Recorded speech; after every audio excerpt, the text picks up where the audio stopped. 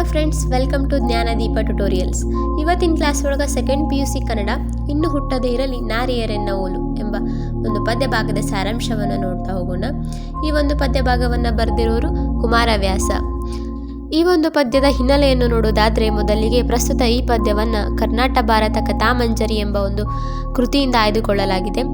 ಪಾಂಡವರು 1 ವರ್ಷದ ಅಜ್ಞಾತವಾಸದ ಅವಧಿಯಲ್ಲಿ ವಿರಾಟರಾಜನ ಆಶ್ರಯದಲ್ಲಿ ವೇಷ ಮರೆಸಿಕೊಂಡು ಬೇರೆ ಬೇರೆ ಹೆಸರುಗಳಿಂದ ಬೇರೆ ಬೇರೆ ವೃತ್ತಿಯಲ್ಲಿ ತೊಡಗಿರುತ್ತಾರೆ. ಇಂತಹ ಸಂದರ್ಭದಲ್ಲಿ ದ್ರೌಪದಿಯೂ ಕೂಡ ವಿರಾಟರಾಜನ ರಾಣಿಯಾದ ಸುದೇಶ್ನಿಯ ದಾಸಿಯಾಗಿರುತ್ತಾಳೆ. ಸುದೇಶ್ನಿಯ ತಮ್ಮನಾದ ಕೀಚಕನು ಒಮ್ಮೆ ದಾಸಿ ಸೈರೇಂದ್ರಿಯನ್ನು ಕಂಡು ಮೋಹಿತನಾಗಿರುತ್ತಾನೆ. ಆಗಾಗ ಪದೇ ಪದೇ ಅವಳನ್ನು ಕೆಣಕುತ್ತಾ ಪೀಡಿಸುತ್ತಿರುತ್ತಾನೆ. ಒಮ್ಮೆಯಂತೂ ವಿರಾಟರಾಜನ ಓಲಗದಲ್ಲಿ ದ್ರೌಪದಿಯನ್ನು ಹಿಡಿದೆಳೆಯಲು ಯತ್ನಿಸಿ ಸಾಧ್ಯವಾಗದಿದ್ದಾಗ ಕಾಲಿನಿಂದ ಒದೆದು ಅವಮಾನಿಸಿರುತ್ತಾನೆ. ಹೀಗೆ ಕೀಚಕನ ನಿರಂತರ ಉಪಟಳದಿಂದ ನೊಂದು ದುಃಖಿತಳಾದ ದ್ರೌಪದಿಯು ಅವನನ್ನು ಕೊಲ್ಲುವಂತೆ ಭೀಮನಲ್ಲಿಗೆ ಬೇಡಿಕೊಳ್ಳಲು ಬರುವ ಪ್ರಸಂಗದೊಂದಿಗೆ ಈ ಒಂದು ಪ್ರಸ್ತುತ ಪದ್ಯಭಾಗವು ಆರಂಭವಾಗುತ್ತದೆ. ಕೀಚಕನ ಕಾಟಕ್ಕೆ ಒಳಗಾದ ದ್ರೌಪದಿಯು ತನ್ನ ಮುಂದಿನ ಕಾರ್ಯದ ಬಗ್ಗೆ ಯೋಚಿಸುತ್ತಾ ತನಗಾದ ಅವಮಾನವನ್ನು ಯಾರಿಗೆ ಹೇಳಲಿ, ಯಾರ ಬಳಿ ಹೋಗಲಿ, ಯಾರನ್ನು ಬೇಡಲಿ, ಇಂದು ಹೆಣ್ಣು ಜನ್ಮವು ಸುಡಲಿ, ನನ್ನಂತೆ ಯಾರೂ ಕೂಡ ದುಃಖಿತರಾಗಿರಲು ಸಾಧ್ಯವಿಲ್ಲ ಎಂದು ಗೋಳಾಡುತ್ತಾ ತನ್ನ 5 ಜನ ಗಂಡಂದಿರಲ್ಲಿ ಯಾರಿಗೆ ಹೇಳಲಿ ಎಂದು ಯೋಚಿಸುತ್ತಾಳೆ. ಇನ್ನು ಧರ್ಮರಾಯನಿಗೆ ಹೇಳಬೇಕೆಂದರೆ ಅವನಿಗೆ ಧರ್ಮದ ಗರ ಬೆಳೆದಿದೆ. ಇನ್ನು ಹೆಣ್ಣು ಮಕ್ಕಳ ಮೇಲೆ ಮಮತೆಯುಳ್ಳ ಅರ್ಜುನನಿಗೆ ಹೇಳಬೇಕೆಂದರೆ ಅವನು ಅಣ್ಣನ ಆಜ್ಞೆಯನ್ನು ಮೀರುವುದಿಲ್ಲ. ಇನ್ನು ನಕುಲ ಮತ್ತು ಸಹದೇವನಿಗೆ ಹೇಳಬೇಕೆಂದರೆ ಅವರು ಒಂದು ನಾಯಿಯನ್ನು ಒಡೆಯಲು ಕೂಡ ಅಸಮರ್ಥರು. ಎಲ್ಲರಲ್ಲೂ ಕೂಡ ಭೀಮನೇ ಮಿಡುಕುಳ್ಳ ಗಂಡನೆಂದು ಅವನಿಗೆ ಹೇಳಬೇಕೆಂದು ನಿರ್ಧರಿಸುತ್ತಾಳೆ. ಅವನು ತನ್ನನ್ನು ಕಾಪಾಡಲು ಸಾಧ್ಯವಿಲ್ಲ ಎಂದರೆ ಘೋರತರವಾದ ವಿಷವನ್ನು ಕುಡಿದು ಸಾಯುತ್ತೇನೆ ಎಂದು ಗೋಳಾಡುತ್ತಾಳೆ. ಭೀಮನನ್ನು ಎಬ್ಬಿಸಿದರೆ ಒಬ್ಬಳೇ ಏಕೆ ಬಂದೆ, ಮುಖ ಏಕೆ ಮಂಕಾಗಿದೆ ಎಂದು ಸಂತೈಸುತ್ತಾನೋ ಏನೋ. ತಾನು ಬಂದ ಸಮಯ ಸರಿಯಾಗಿದೆಯೋ ಇಲ್ಲವೋ, ನಿಜಕ್ಕೂ ಇದು ಅನಿರೀಕ್ಷಿತ. ಮಲಗಿದ ಭೀಮನನ್ನು ಮುಸುಕ ಸರಿಸಿ ಅವನ ಗಲ್ಲವನ್ನು ಹಿಡಿದು ಎಬ್ಬಿಸಿದಳು. ಕೂಡಲೇ ಭೀಮನು ಎದ್ದು, ರಮಣಿ ಏಕೆ ಬಂದೆ, ಮುಖದಲ್ಲಿ ಏಕೆ ಇಷ್ಟೊಂದು ತಳಮಳ, ಕೂಡಲೇ ಎಲ್ಲವನ್ನೂ ಹೇಳೆಂದನು.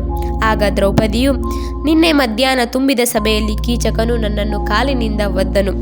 ನಿನ್ನಂತಹ ವೀರಗಂಡನಿರುವಾಗ ನನಗೆ ಈ ಅವಮಾನವಾದದ್ದು ಸರಿಯೇ? ಅಷ್ಟೇ ಅಲ್ಲ, ಅವನು ನನ್ನ ಬೆನ್ನನ್ನು ಬಿಡುವುದಿಲ್ಲ, ಹಾಗೆಯೇ ನನ್ನ ಹಿಂದೆಯೇ ಬರುತ್ತಾನೆ. ಈ ಮಾತನ್ನು ಕೇಳಿ ಭೀಮನಿಗೆ ತುಂಬ ಕೋಪ ಬಂದಿತು. ಭೀಮ, ಕೇಳು, ಉಳಿದ 4 ಜನ ಗಂಡಂದಿರು ನನ್ನ ಸುಖಕ್ಕಾಗಿ ಬರುತ್ತಾರೆ. ಆದರೆ ಮರ್ಯಾದೆ ಪ್ರಶ್ನೆ ಬಂದಾಗ ಅವರೆಲ್ಲರೂ ಅಲ್ಲಿ ನಿಲ್ಲದೆ ಹೊರಟು ಹೋಗುತ್ತಾರೆ. ನಿನ್ನನ್ನು ಬಿಟ್ಟರೆ ಮತ್ಯಾರು ನನ್ನ ಕಷ್ಟಕ್ಕೆ ಬರುವುದಿಲ್ಲ ಎಂದು ಹೇಳುತ್ತಾಳೆ.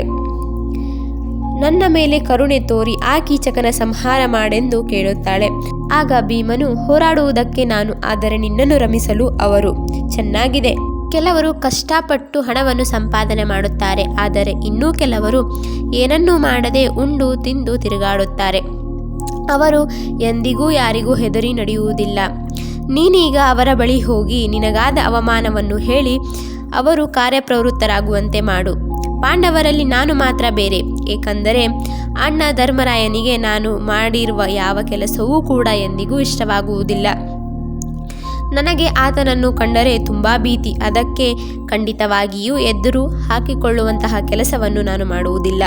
ಇದನ್ನು ಕೇಳಿದ ದ್ರೌಪದಿಯು, ಹೆಂಡತಿಗೆ ವಿಪತ್ತು ಬಂದಾಗ ಒಬ್ಬನೇ ಗಂಡನಿದ್ದರೂ ಕೂಡ ವೈರಿಯನ್ನು ತುಂಡು ತುಂಡಾಗಿ ಕತ್ತರಿಸುತ್ತಾನೆ. ಆದರೆ ನನಗೆ 5 ಜನ ಗಂಡರಿದ್ದರೂ ಕೂಡ ಯಾವುದೇ ರೀತಿಯ ಪ್ರಯೋಜನವಿಲ್ಲ.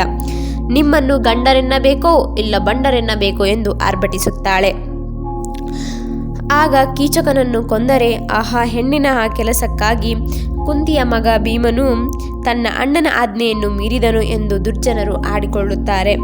ಅದಕ್ಕೆ ನಾನು ಅವನನ್ನು ಕೊಲ್ಲಲು ಸಾಧ್ಯವಿಲ್ಲ ಎಂದು ಭೀಮನು ಹೇಳುತ್ತಾನೆ. ಅದಕ್ಕೆ ನೀನು ಅಣ್ಣನ ಬಳಿ ಹೋಗಿ ಎಲ್ಲವನ್ನೂ ಹೇಳಿಕೋ. ನಮಗೆ ಇದು ನುಂಗಲಾರದ ತುತ್ತು. ನಾವೀಗ ಆಜ್ಞೆ ಎಂಬ ಬಂಧನದಲ್ಲಿ ಬಂಧಿತರಾಗಿದ್ದೇವೆ. ಏನೂ ಮಾಡಲು ಸಾಧ್ಯವಿಲ್ಲ ಎಂದನು ಭೀಮ. ನನ್ನಂತೆ ಅವಮಾನಕ್ಕೆ ಗುರಿಯಾಗುವ ಹೆಂಗಸರು ಇನ್ನು ಮುಂದೆ ಹುಟ್ಟದಿರಲಿ. ಲೋಕದಲ್ಲಿ ಭೀಮನಂತ ಗಂಡ ಹುಟ್ಟದಿರಲಿ. ಪಾಂಡವರಿಗೆ ಮತ್ತು ಅವರನ್ನು ಕೈ ಹಿಡಿದ ದ್ರೌಪದಿಯು ದಾರಿದ್ರ್ಯವನ್ನು ಬಿಟ್ಟು ಮತ್ತೇನೂ ಅನುಭವಿಸಲು ಸಾಧ್ಯವಿಲ್ಲ. ಸಮೃದ್ಧವಾಗಿ ದೊರೆಯಿತೆಂದರೆ ಅದು ದುಃಖ ಮಾತ್ರ. ಇಂದಿನವರಲ್ಲಿ ನನ್ನ ಹಾಗೆ ಮತ್ತು ಪಾಂಡವರ ಹಾಗೆ ಅತಿಶಯ ಸಂಕಷ್ಟದಿಂದ ನೊಂದವರು ಮತ್ಯಾರೂ ಇಲ್ಲ ಎಂದು ಸಂಕಟಪಟ್ಟಳು. ತುಂಬಿದ ಸಭೆಯಲ್ಲಿ ಎಳೆದ ಅವಮಾನಿಸಿದವ ಆ ಕೌರವ. ಅರಣ್ಯವಾಸದಲ್ಲಿದ್ದಾಗ ಸೈಂಧವ ಮುಂದಳೆಯನ್ನು ಎಳೆದುಕೊಂಡು ಹೋದ ಮತ್ತು ಇಲ್ಲಿ ಈ ಕೀಚಕ ನಾಯಿಯಿಂದ ಕಾಲಿನಿಂದ ಒದಿಸಿಕೊಳ್ಳಬೇಕಾಯಿತು. ಈ 3 ಭಂಗಗಳೇ ಸಾಕಲ್ಲವೇ ಎಂದು ದ್ರೌಪದಿ ನೆರಳಿದಳು. ನೀವು ಪಾಂಡವರು ಎಂತಹ ವೀರರೆಂದರೆ ಕೆರಳಿ ನಿಂತರೆ ಯಮನನ್ನೇ ಮುರಿದು ಕೆಡಬಲ್ಲ ಸಾಮರ್ಥ್ಯವುಳ್ಳವರು. ಆದರೆ ನೀವೆಲ್ಲರೂ ಸೇರಿದರೂ ಕೂಡ ನನ್ನನ್ನು ಕಾಪಾಡಿಕೊಳ್ಳಲಾಗುತ್ತಿಲ್ಲ. ಅಪಕೀರ್ತಿ ಬರುತ್ತದೆ ಎಂಬ ಅಂಜಿಕೆಯಾದರೂ ಇಲ್ಲವೇ? ವೀರ ಕಾರ್ಯ ಮಾಡಿದ ತೋಳುಗಳು ನಿಮಗೆ ವ್ಯರ್ಥ, ಹೊರೆಯಾಗಿವೆ. ನೀವೇಕೆ ರಾಜವಂಶದಲ್ಲಿ ಹುಟ್ಟಬೇಕು ಹೇಳಿ? ಅನ್ನದಂಡಕ್ಕಾಗಿ ನಿಮ್ಮ ದೇಹ ಇಟ್ಟುಕೊಂಡಿದ್ದೀರಿ ಅಷ್ಟೇ ಎಂದು ನಿಂದಿಸಿದಳು ದ್ರೌಪದಿ. ಈ ಮಾತನ್ನು ಕೇಳಿ ಭೀಮನ ಕಣ್ಣಲ್ಲಿ ನೀರು ಉಕ್ಕಿದವು. ಅಂತರಂಗ ಆರ್ದ್ರವಾಯಿತು. ರೋಷ ಉಕ್ಕಿತು. ಮನಸ್ಸಿನಲ್ಲಿಯೇ ಹಗೆಗಳನ್ನು ಹಿಂಡಿದನು. ಪ್ರಚಂಡ ಮಲ್ಲರೊಂದಿಗೆ ಕಾದಾಡುವ ಪ್ರಸಂಗವನ್ನು ನೆನೆಸಿಕೊಂಡು ರೋಮಾಂಚನಗೊಂಡನು. ಅನುಕಂಪದಿಂದ ದ್ರೌಪದಿಯನ್ನು ಮೆಲ್ಲನೆ ಅಪ್ಪಿಕೊಂಡು ತನ್ನ ಸೆರಗಿನಿಂದ ಕಣ್ಣೀರನ್ನು ಒರೆಸಿದನು. ಭೀಮನು ದ್ರೌಪದಿಯ ತಲೆಯ ಕೂದಲನ್ನು ಮೆಲ್ಲಗೆ ಸವರಿಸಿದ. ಅವಳ ಗಲ್ಲವನ್ನು ಒರೆಸಿ ಮುದ್ದಾಡಿದ.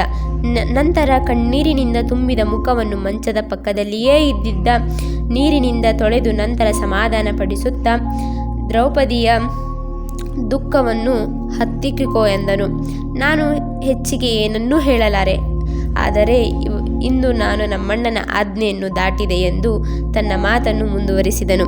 ಕೀಚಕನ ಎದೆಯನ್ನು ಸೀಳಿ ಹಾಕುತ್ತೇನೆ. ವಿರಾಟ ವಂಶದವರು ಯಾವುದೇ ರೀತಿಯಾಗಿ ವಿರೋಧವನ್ನು ವ್ಯಕ್ತಪಡಿಸಿದರೆ ಅವರ ವಂಶದ ಹೆಸರನ್ನೇ ಅಳಿಸಿ ಹಾಕುತ್ತೇನೆ. ಕೀಚಕನ ಸಾವಿನಿಂದ ಕೌರವರಿಗೆ ನಾವಿಲ್ಲಿರುವ ಸಂಗತಿ ತಿಳಿದರೆ ಕೌರವ ಸಮೂಹವನ್ನೇ ಕೊಚ್ಚಿ ಹಾಕುತ್ತೇನೆ. ಅನಂತರ ದೇವಲೋಕದವರು ನನ್ನ ಈ ಜಯವನ್ನು ಒಪ್ಪದಿದ್ದರೆ ಅವರ ಮುಖವನ್ನೇ ಮೇರು ಪರ್ವತಕ್ಕೆ ಹಾಕಿ ತೆಗೆಯುತ್ತೇನೆ. ಈ ರೀತಿಯಾಗಿ ತನ್ನ ಕಷ್ಟವನ್ನು ಹೇಳಿಕೊಳ್ಳಲು ಬಂದ ದ್ರೌಪದಿಗೆ ಭೀಮನು ಸಮಾಧಾನವನ್ನು ಪಡಿಸುತ್ತಾ ಕೀಚಕನನ್ನು ಸಂಹಾರ ಮಾಡುತ್ತೇನೆ ಎಂದು ಹೇಳಿದ್ದನು.